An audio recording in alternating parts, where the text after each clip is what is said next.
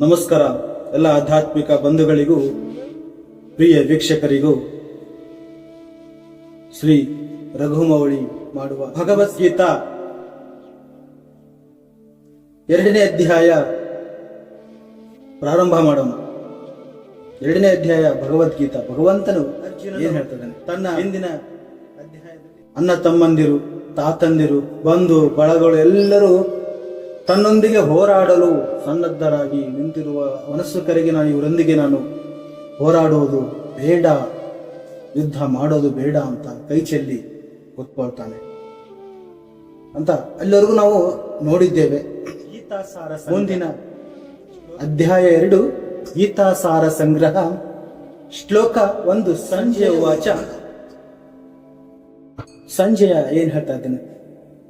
ತಂ ಕಥಾ ಕೃಪಯಾವಿಷ್ಟಮಶ್ರು ಪೂರ್ಣಾಕುಲೇಕ್ಷಣಂ ವಿಷಿದಂತಂ ಇದಂ ವಾಕ್ಯಮುವಾಚ ಮಧುಸೂದನ. ಕೃಪಯಾವಿಷ್ಟಮಶ್ರು ಪೂರ್ಣಾಕುಲೇಕ್ಷಣಂ ವಿಷಿದಂತಂ ಇದಂ ವಾಕ್ಯಮುವಾಚ ಮಧುಸೂದನ. ಸಂಜಯನ ಹೇಳ್ತಾ ಇದ್ದಾನೆ. ಏನ್ ಹೇಳ್ತಾ ಇದ್ದಾನೆ? ಧೃತರಾಷ್ಟ್ರನ ಬಳಿಯಲ್ಲಿ ಹೇಳ್ತಾ ಇದ್ದಾನೆ. ಕರುಣೆಯಿಂದ ತುಂಬಿ ವಿಷಣ್ಯ ಮನಸ್ಕನಾಗಿ ಕಂಬನಿ ತುಂಬಿದ ಅರ್ಜುನನನ್ನು ನೋಡಿ ಮಧುಸೂದನನಾದ ಕೃಷ್ಣನು ಧೃತರಾಷ್ಟ್ರನಿಗೆ ಯಾಕೆ ಹೇಳ್ತಾನೆ?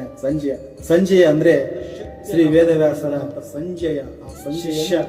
ಮತ್ತು ಕುರುಕ್ಷೇತ್ರ ರಣರಂಗದಲ್ಲಿ ಏನೆಲ್ಲ ನಡೆಯುತ್ತಿದೆ ಎಂಬುದನ್ನು ಸವಿವರವಾಗಿ ಕುರುಡ ಧೃತರಾಷ್ಟ್ರನ ಬಳಿ ಮತ್ತು ಕಂಬನಿ ಇವೆಲ್ಲ ಆತ್ಮದ ಬಗ್ಗೆ ಅಜ್ಞಾನದ ಲಕ್ಷಣಗಳು, ಅಮರವಾದ ಆತ್ಮದ ಬಗ್ಗೆ ಅನುಸೂದನವುದೇ ಈ ಶ್ಲೋಕದಲ್ಲಿ ಭಗವಂತನ ಮಧುಸೂದನ. ಮಧು ಎಂಬ ರಾಕ್ಷಸರನ್ನು ಕೊಂದಿದ್ದಕ್ಕೆ ಮಧುಸೂದನ ಎಂಬ ಹೆಸರು ಭಗವಂತನಿಗೆ ಬಂದಿದೆ. ಅನಾರ್ಯಜುಷ್ಟಮ ಸ್ವರ್ಗಮ ಕೀರ್ತಿಕರಮರ್ಜುನ. ಅನಾರ್ಯಜುಷ್ಟಮ ಸ್ವರ್ಗಮ ಕೀರ್ತಿಕರಮರ್ಜುನ.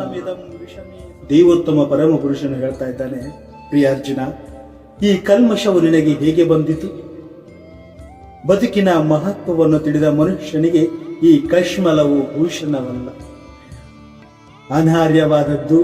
ಇಂತಹ ಕಶ್ಮಲವು ಸ್ವರ್ಗಕ್ಕೆ ಕೊಂಡೊಯ್ಯುವುದಿಲ್ಲ, ಅಪಕೀರ್ತಿಗೆ ಕಾರಣವಾಗುತ್ತದೆ ಎಂದ ಪುರುಷನು ಅಭಿನ್ನ. ಆದುದರಿಂದಲೇ ಗೀತೆಯ ಉದ್ದಕ್ಕೂ ಶ್ರೀಕೃಷ್ಣನನ್ನು ಭಗವಾನೆಂದೇ ಕರೆಯಲಾಗಿದೆ. ಮತ್ತೆ ನಾಳಿನ ಸಂಚಿಕೆಯಲ್ಲಿ ಮುಂದಿನ ಶ್ಲೋಕಗಳಲ್ಲಿ ನಿಮಗೆ ಇಷ್ಟ ಆಗಿದ್ರೆ ಲೈಕ್ ಮಾಡಿ, ಶೇರ್ ಮಾಡಿ, ಕಮೆಂಟ್ ಮಾಡಿ ಅಂತ ಕೇಳ್ಕೊಳ್ತೇನೆ. ಮತ್ತೆ ಮುಂದಿನ ಸಂಚಿಕೆಯಲ್ಲಿ ಭೇಟಿಯಾಗೋಣ.